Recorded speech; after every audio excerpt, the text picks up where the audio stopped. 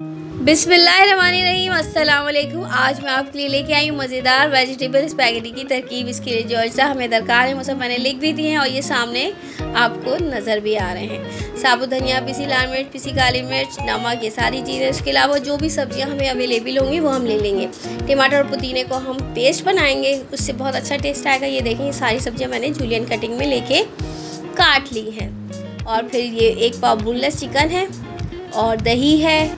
इसके अलावा तेल 1 कप और मैंने डाला इसको पतीली में, तेल को गरम किया, इसमें प्याज डाल के फ्राई किया, लहसुन अदरक का पेस्ट डाला, इसको खूब अच्छे से भूना और फिर मैंने इसमें गोभी डाली। गोभी डालने के बाद बाकी जो मेरी सब्जियां थी वो मैंने इसके अंदर डाली और उसके बाद मैंने इसके अंदर डाला टमाटर का पेस्ट, नमक और बाकी के मसाले। उसके बाद मैंने उसको मिक्स किया और मैंने अपनी जो स्पैगेटी बॉयल की थी उसको ठंडा किया। ठंडा करने के बाद साइड में रखा, दही डाला और फिर मैंने स्पैगेटी को मिक्स कर दिया अपनी सारी सब्जियों के साथ। और ये मज़ेदार स्पैगेटी तैयार है। उम्मीद करती हूँ मेरी रेसिपी पसंद आई होगी। मज़ीद रेसिपी के लिए मेरा चैनल लाइक करें। अल्लाह हाफ़िज़।